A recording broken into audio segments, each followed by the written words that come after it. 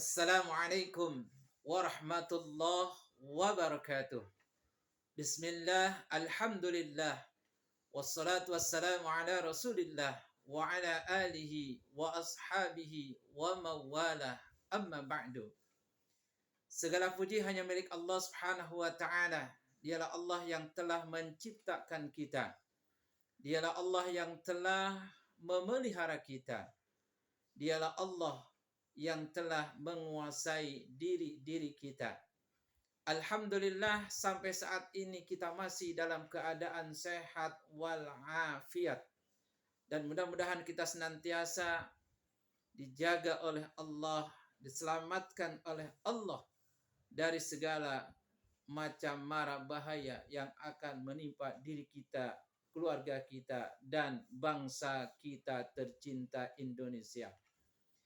Hadirin rahimakumullah, ada beberapa sebab yang mendatangkan siksa kubur. Di dalam hadis Sunan An-Nasa'i dari sahabat Ibnu Abbas radhiyallahu anhu qala, hadis dari sahabat Ibnu Abbas radhiyallahu anhu, beliau berkata, marra Rasulullah sallallahu alaihi wasallam. Suatu ketika Rasulullah sallallahu alaihi wasallam melewati dua kuburan, ala qabraini. Faqala, kemudian Rasulullah sallallahu alaihi wasallam bersabda, kata Rasul, innahuma yu'azzibani, sesungguhnya dua ahli kubur ini telah disiksa. Wa ma yu'azzibani fi kabirin, bahwa dua ahli kubur ini disiksa bukan karena melakukan dosa besar. Amma hadza fakana la yastanzihu min baulihi. Adapun kuburan yang satu ini, kata Rasul, dia tidak bersih dalam istinjanya selepas buang air kecil. Maknanya bahwa orang ini sembrono pada saat istinja setelah buang air kecilnya. Tidak bersih dalam istinjanya. Hadrahimakumullah. Maka ini harus betul-betul diperhatikan. Dan jangan sampai buang air kecil ini kita sambil berdiri.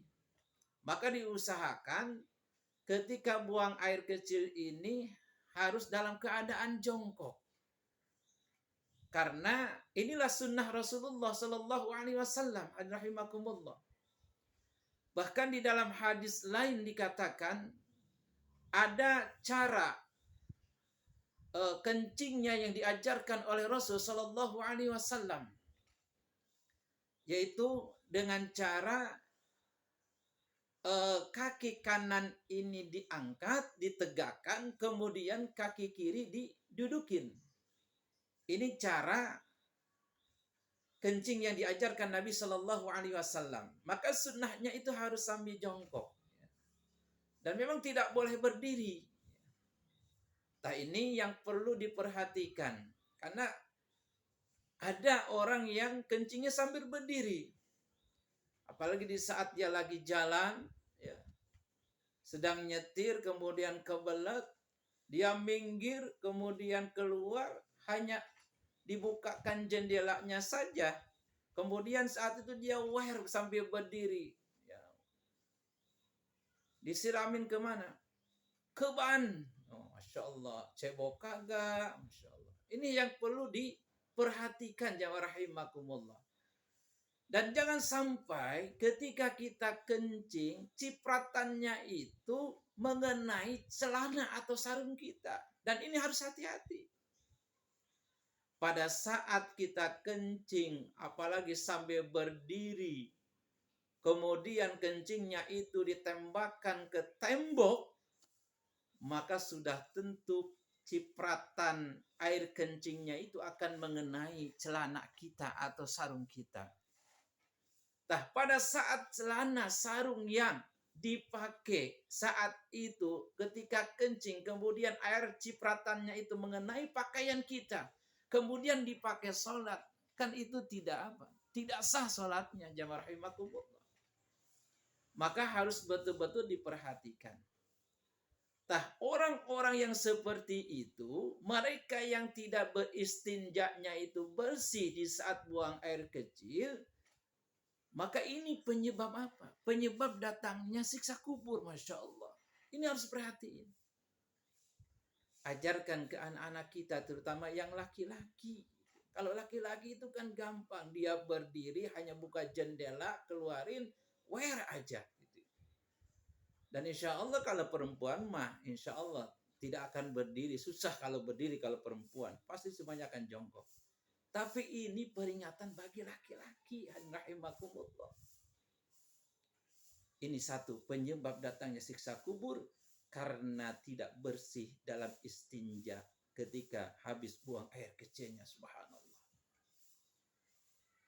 Kemudian wa amma hadza fa innahu kana yamshi bin namimah. Maka kata Rasulullah Shallallahu Alaihi Wasallam, kuburan yang satu ini disiksa karena dia suka berbuat namimah, suka mengadu domba. Dia bicara ke si A begini, bicara ke si B begini, sampai A dan B ini berantem, tidak saling suka, tidak saling sapa. Akhirnya mereka memutuskan silaturahim yang tadinya tidak apa-apa disebabkan karena orang ketiga ini yang dia mengadu domba menjelekan si A dan si B sehingga orang ini sampai berantem atau saling bermusuhan, bahkan bisa sampai saling bunuh. Jamaah rahimakumullah. Ini disebabkan karena adu domba atau namimah. Maka hati-hati jamaah rahimakumullah. Membuka aib orang, menjelek-jelekan aib orang ini, Masya Allah. Harus hati-hati, jamaah rahimakumullah. Ini namimah. Ya. Maka kata Imam An-Nawawi di dalam kitab Al-Azkar dikatakan bahwa namimah itu, kata Imam Nawawi, menukil perkataan orang lain dengan tujuan untuk berbuat kerusakan. Jadi menukil perkataan orang lain tapi dengan tujuan berbuat kerusakan. Misalkan dia sebar untuk apa? Berbuat kegaduhan, ya, berbuat kerusuhan. Masya Allah. Ini kata Imam Nawawi.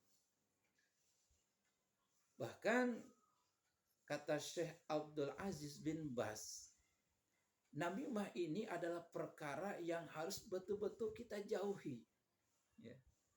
Yang harus betul-betul kita ingatkan ke orang bahaya tentang namimah ini, jamaah rahimakumullah. Dan ini penyebab mendatangkan siksa di alam kubur nanti, subhanallah. Bahkan di dalam kitab Tanbihul Ghafilin ada lagi penyebab yang mendatangkan siksa kubur ini adalah dengan cara akhirus sholat. Dengan cara kita mengakhir-akhirkan sholat. Ada riwayat hadis yang sangat panjang dari Abdullah bin Malik, Abdullah bin Dinar. Ya, ada kisah beliau menceritakan ketika dia tinggal di Mekah, ada saudaranya tinggal di Madinah. Saudaranya tinggal di Madinah ini dia sakit keras, singkat cerita meninggal dunia. Akhirnya Abdullah bin Dinar dia mengurus jenazahnya. Kemudian mandiin, ngafanin, nyolatin sampai dia kubur. Dan akhirnya pada saat selesai dikubur, singkat cerita teringat ada sesuatu barang yang terjatuh dari Abdullah bin Dinar ini.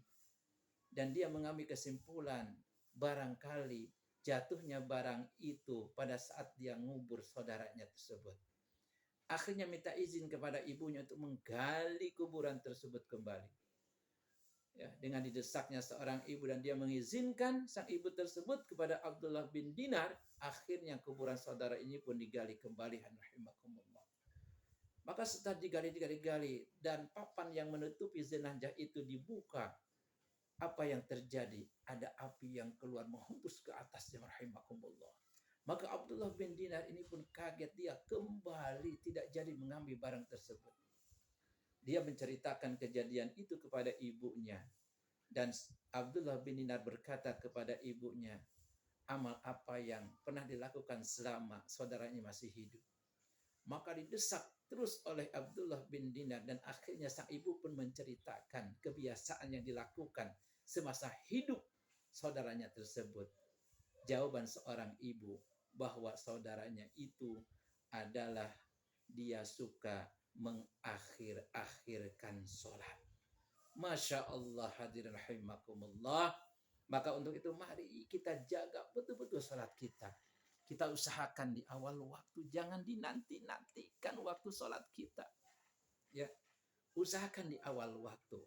Karena sunnahnya, terutama bagi laki-laki, sholat di masjid, kemudian caranya berjamaah, dan waktunya di awal waktu. Mudah-mudahan kita semua diberikan kekuatan taufik hidayah oleh Allah Subhanahu wa taala agar kita bisa menjaga sholat kita di awal waktu dan agar kita bisa terus menjaga diri kita agar tidak terjerumus ke dalam perbuatan namimah, dan semoga kita terus menyempurnakan dalam hal ibadah kita, terutama dalam istinja kita harus betul-betul memperhatikan kebersihannya.